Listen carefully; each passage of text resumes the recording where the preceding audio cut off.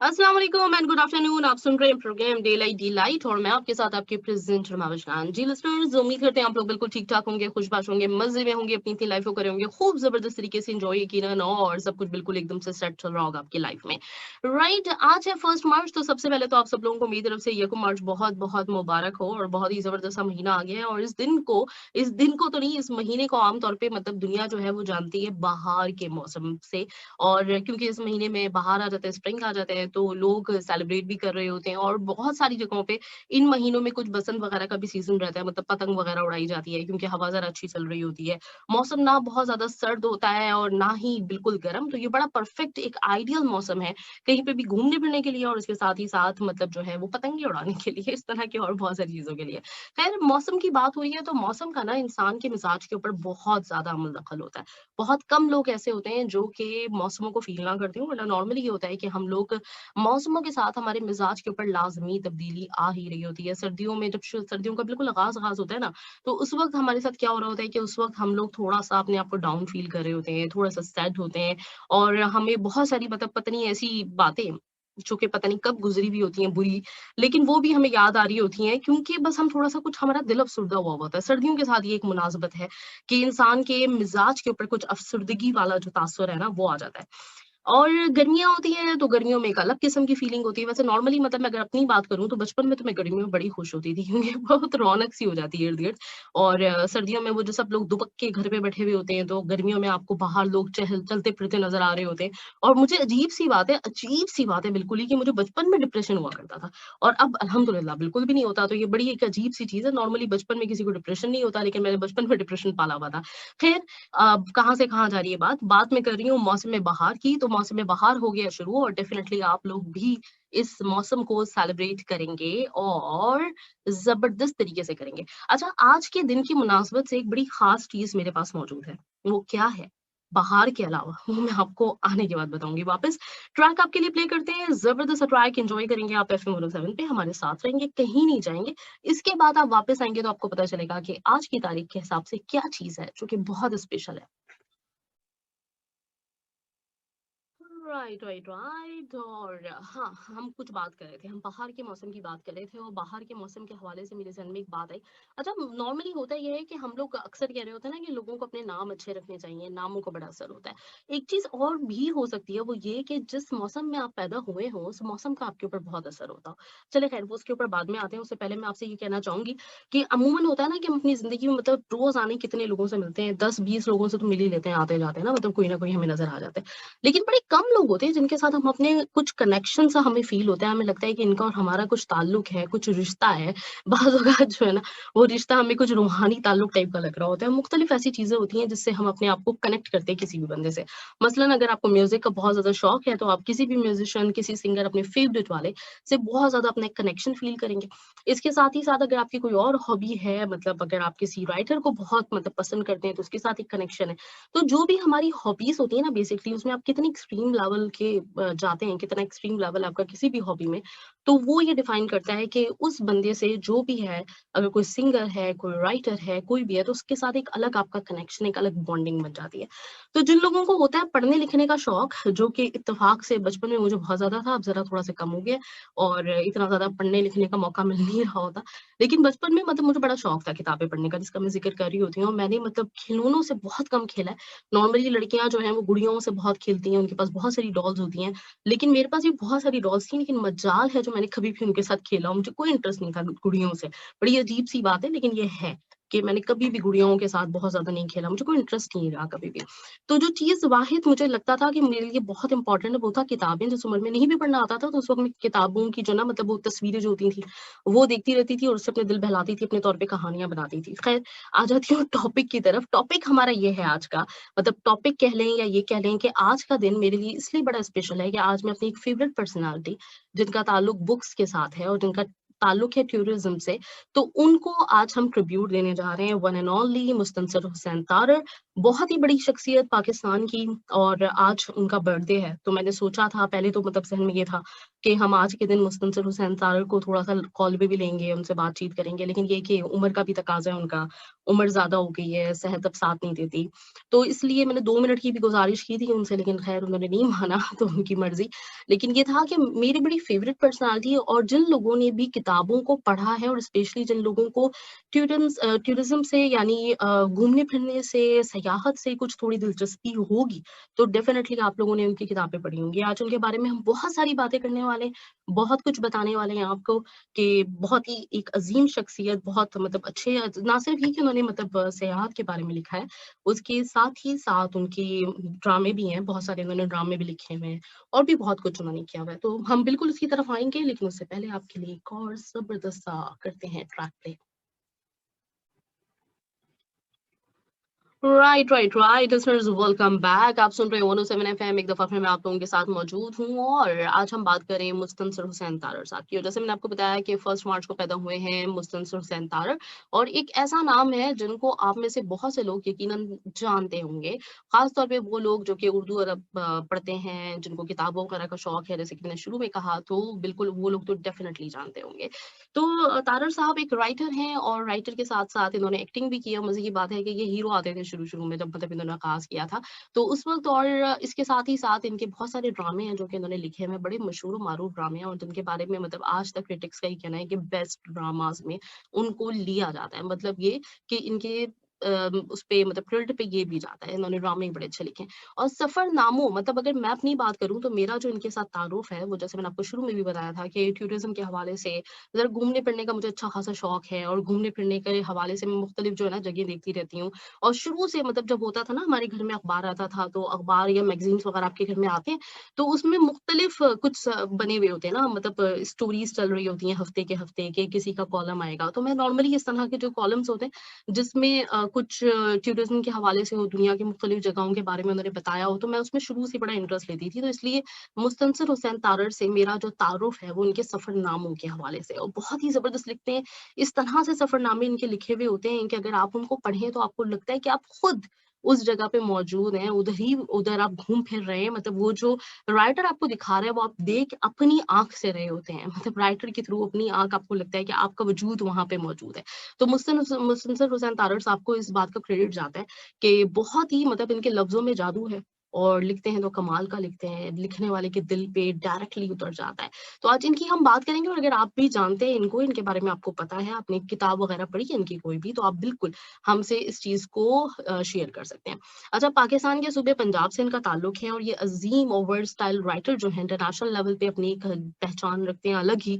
और ई-बुक्स का आजकल जब ज़माना है, तो एक ऐसा तबका है जो मुस्तनसिर हुसैन, तो नाम बड़ा मुश्किल है इनका, मुस्तनसिर हुसैन तारड़ का दीवाना है। और आपके सफ़रनामे आप मतलब जैसे मैंने कहा कि पढ़ें, तो आपको बिल्कुल ऐसा लगता है कि आप वहीं का सफ़र कर रहे हैं। तो आप ज़रूर, ज़रूर, ज़रूर जब भी आपको मौका मिले, तो आप इनका ज़रूर कोई सफ़रनामा पढ़िएगा। बहुत सारे नाम हैं जिनके बारे में मैं आपको बताऊँगी भी। और इसके साथ ही साथ, अगर आपने मतलब मुझे ये भी बता सकते हैं आप कि अगर आपको टूरिज़्म का शौक है, और क्या मतलब किताबों के थ्रू हुआ, या फिर आपने मतलब जो है ना बचपन से कौन-कौन सी जगह एक्सप्लोर की हुई हैं, या फिर कहाँ पे आपका जाने का दिल चाहता है? आप भी बताएँ, मैं भी बताती हूँ कि कौन-कौन सी ऐसी जगह हैं जिनको पढ़-पढ़ के या देख के कहीं पे भी हमने मतलब कहीं देखा हो, किसी टीवी शो पे देखा हो, कोई भी मतलब ट्रैवल प्रोग्राम वगैरह हो, या फिर कोई किताब हो, तो उसकी वजह से आपके ज़हन पे उसकी बहुत छाप छूट गई हो, और छाप पड़ गई हो, छूट गई तो नहीं कहते तो छाप पड़ गई हो, और आपका बड़ा इरादा हो कि कभी भी मुस्तकबिल में आपके पास इतने फरागत के लम्हे आए, और साथ-साथ ये कि आपके पास इतने पैसे भी हुए, तो आप ज़रूर उन जगहों पे जाएँगे, ठीक है? तो बिल्कुल मैं इंतज़ार कर रही हूँ, मैसेजेस शॉर्ट करने हैं आपने, शॉर्ट मैसेजेस भेजेंगे आप एफएम 107 कतर के हमारे पेज पे, और उनको हम थोड़ी देर में शामिल करेंगे। अच्छा, थोड़ी-सी इनके बारे में मैं और आपको डिटेल्स बताती चलूँ कि इनके वालिद साहब की एक मतलब इनका बिज़नेस था, और मुस्तनसिर हुसैन तारड़ अपने बारे में बड़े मज़े से ये बात करते हैं कि उन्होंने कभी भी ना मतलब कोई जॉब जो होती है 9 टू 5 वाली जॉब कभी भी नहीं की, और ये हमेशा से मतलब जो है वो टूरिज़्म का शौक था, और ऐसे ही लोग मतलब जिन लोगों को थोड़ी-सी इस किस्म की ज़िम्मेदारियों से राहत मिली हुई होती है ना, वही पूरी दुनिया एक्सप्लोर करते हैं, वही ये सब कुछ करते हैं, तो थोड़ी-सी फरागत का होना भी आपके लिए ज़रूरी है। तो इस तरह का सीन रहा है, लेकिन उससे हटकर इन्होंने बेशुमार काम किए हैं, बस 9 टू 5 की जॉब नहीं की, जो मेरा ख़्याल है लोगों को बाउंड भी कर देती है। चलिए, मज़ीद हम बताएँगे आपको इनके बारे में, लेकिन उससे पहले एक और ज़बरदस्त सा ट्रैक जी लिसनर्स, वेलकम बैक। आप सुन रहे हैं 107 एफएम और हम बात कर रहे हैं आज मुस्तनसिर तारड़ हुसैन के बारे में, मुस्तनसिर हुसैन तारड़ के बारे में, और उनका सिलसिला चल रहा है। तो इस सॉन्ग से पहले मैं आपको बता रही थी कि उनकी पहली किताब ये सफरनामा जब आया तो उसके बारे में मैंने आपको बताया था कि हायर एजुकेशन के लिए लंदन चले गए थे और वहां पे उनका ज्यादातर जो वक्त है ना वो बुक्स पढ़ने में या फिर मूवीज देखने में या दोस्तों के साथ जरा हैंग आउट करने में गुजरता था। तो 1958 की बात है जब इन्होंने मॉस्को में वर्ल्ड यूथ फेस्टिवल अटेंड किया और उसके बाद अपने इस एक्सपीरियंस को, अपने एक्सपीरियंस के हिसाब से उन्होंने एक बुक लिखी थी जिसका नाम था फाख्ता यानी कि डफ।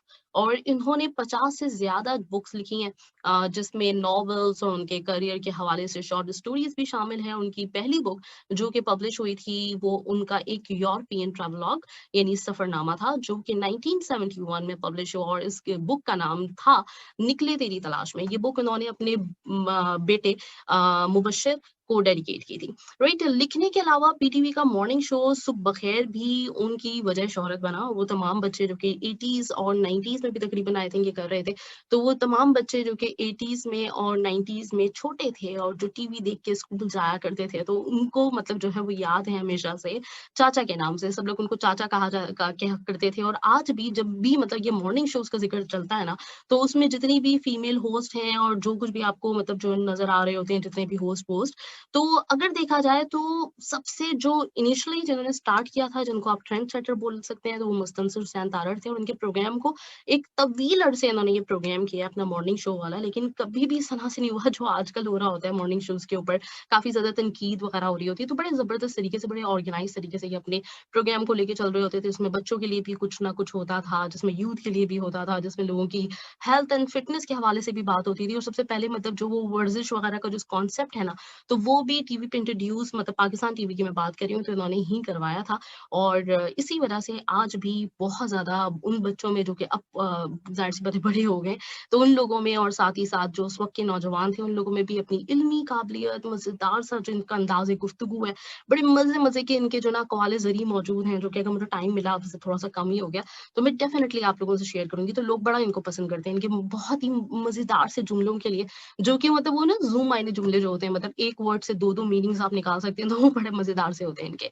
तो ये है सिलसिला, और बहुत सारी चीज़ें मैं जो आपको इनके बारे में बतानी है, लेकिन उससे पहले हम आपके लिए चलाएँगे एक और ज़बरदस्त ट्रैक। ट्रैक एन्जॉय कीजिए, फिर वापस आते ही मज़ीद बातें करेंगे। और मैं चाह रही हूँ कि जितनी जल्दी हो सके हम इस सिलसिले को मतलब थोड़ा जल्दी-जल्दी कर लूँ, क्योंकि टाइम मेरे पास बड़ा कम है। थोड़ी देर के बाद हमें ईआरडीसी के एक्सपर्ट जॉइन करने वाले हैं, तो उस वक़्त तक हम करते हैं क्या, हम चलाते हैं आपके लिए एक ज़बरदस्त सा राइट लिसनर्स, वेलकम बैक। आप सुन रहे हैं 107 एफएम और मैं आपके साथ आपकी प्रेजेंट रमाविश खान।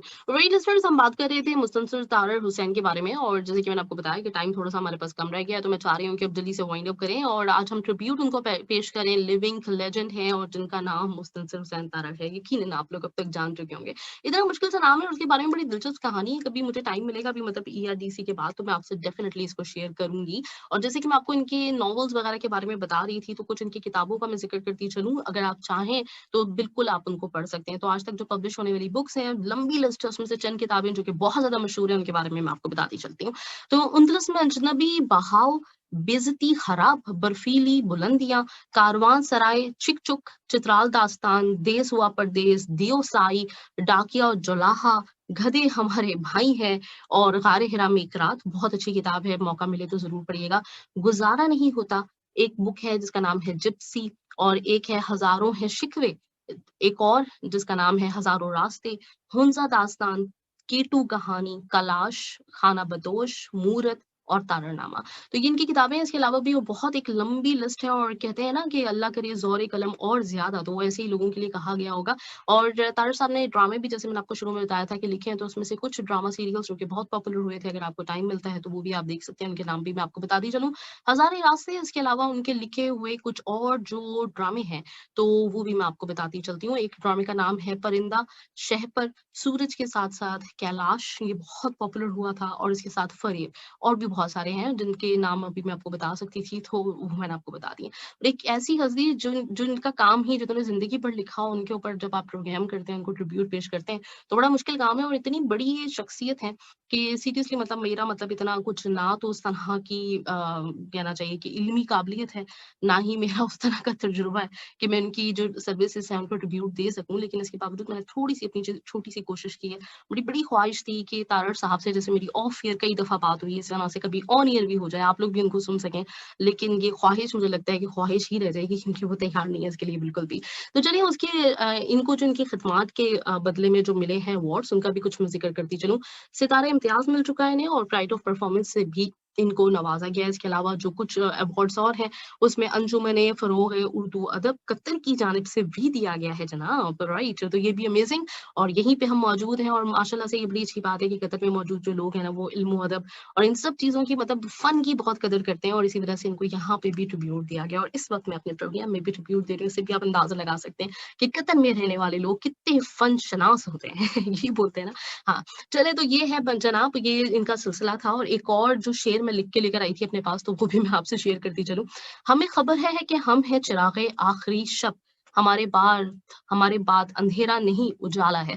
ये इनका ज़बरदस्त सा शेर है और बहुत ही ज़बरदस्त शख्सियत अगर आपने इनकी किताबें नहीं पढ़ी हैं, तो मैं आपको ज़रूर सजेस्ट करूँगी और मेरा बेसिकली आज के प्रोग्राम को करने का मकसद भी यही था कि मैं चाहती हूँ हमेशा से ही मेरी हमेशा ये कोशिश रही है कि मेरे लिसनर्स भी मतलब ज़रा लिखने पढ़ने में और इन चीज़ों में भी दिलचस्पी लें। क्योंकि ज़िंदगी जो है ना बड़ी मतलब मुख्तसर सी चीज़ है और ज़िंदगी में हम लोगों को हमारी आँखें खोलने के लिए बहुत सारे सहारे चाहिए होते हैं, जिनमें से एक किताब भी होती है। तो किताब को अगर अपना साथी बना लेंगे, तो डेफ़िनिटली एक बड़ी अच्छी तरीके से अपनी ज़िंदगी गुज़रेगी। चलिए ये सिलसिला था और इसके साथ ही एक चीज़ जो मैं ज़रूर डिस्कस करना चाह रही थी, अभी मैंने रिसेंटली एक इंटरव्यू उनका देखा था, जिसमें इन्होंने बहुत ही कोई खूबसूरत बात की, वो मैं आपको बताती चलती हूँ, उसके बाद फिर हम आगे बढ़ेंगे। होस्ट ने इनसे पूछा कि आपके नज़दीक मौत क्या है? तो इन्होंने इस पे जो जवाब दिया था ना मतलब नॉर्मली मौत के ऊपर बड़ी कुछ डरा देने वाली बातें हमें हमेशा सुनने को मिलती है, लेकिन इनका जवाब बड़ा मज़ेदार था। इन्होंने कहा कि मौत खूबसूरती है, हुस्न है और वो किस तरीके से कि हम लोग मतलब इनका कहना था कि मैं जब भी कहीं पे जाता हूँ हसीन से हसीन जगह पे, तो मौत भी मेरे साथ मेरा ताक़ुब कर रही होती है। उनका कहना है कि मैंने अपने किसी अफ़साने में इसका ज़िक्र भी किया था कि मतलब वो मेरे साथ-साथ चलती है और अगर हमारी लाइफ़ से ये जो मौत का एलिमेंट है ना, ये मिसिंग हो, ये ना हो, तो हमारी ज़िंदगी में कोई खूबसूरती नहीं रहेगी। क्योंकि हम लोग जब भी किसी जगह पे जाते हैं, उस चीज़ को हम लोग इसीलिए बहुत ज़्यादा एन्जॉय करते हैं, बहुत ज़्यादा उसको फ़ील करते हैं, क्योंकि हमें पता होता है कि ये सब कुछ ऐसे हमेशा नहीं रहने वाला। मतलब वो तो शायद रह जाए, जो मंज़र है, वो जगह तो वैसी रह जाए, लेकिन हम खुद नहीं रहने वाले। अब हम यहाँ पे आए हैं, पता नहीं क आगे कभी ज़िंदगी हुई, न हुई, कभी मौका मिला, नहीं मिला। तो ये जो आर्ज़ीपन है ना मतलब दुनिया में हर चीज़ के होने का या अपने वजूद का जो ये आर्ज़ीपन का एहसास है, मौत का एहसास है, यही हमें बेसिकली खूबसूरती को महसूस करने वाला बनाता है। अगर ये मौत को निकाल दें और हमें पता हो कि हमने तो कभी मरना ही नहीं है, तो हमारे सामने भले ही हसीन से हसीन मनाज़िर हों, भले ही हसीन से हसीन चीज़ हो, हम उसकी खूबसूरती को महसूस नहीं कर सकेंगे। मैंने कहा यार मतलब इस किस्म का जो जुमला है, इस किस्म की जो सोच है ना, वो इसी किस्म का एक बड़ा आदमी और खूबसूरती को महसूस करने वाला आदमी ही फ़ील कर सकता है। तो मुझे बड़ी अच्छी लगी थी बात, मैंने सोचा था कि मैं आपसे भी ज़रूर डिस्कस करूँगी और मेरा ख़्याल है कि आपको भी अच्छी लगी होगी और आप वाक़ई ज़िंदगी की जो कदर-ओ-कीमत है उसको पहचान पाएँगे और अपनी ज़िंदगी के हर लम्हे को, हर मंज़र को ज़बरदस्त तरीके से और एन्जॉय कर सकेंगे। तो ये ट्रिब्यूट भी था और ये वाला सिलसिला था पहले घंटे वाला हमारा और इसके साथ ही बढ़ेंगे नेक्स्ट ट्रैक की तरफ। एन्जॉय कीजिए एक और ज़बरदस्त सॉन्ग आपने लेकिन जाना कहीं नहीं है क्योंकि थोड़ी देर में मेरे साथ मौजूद होंगे ईआरडीसी के एक्सपर्ट्स।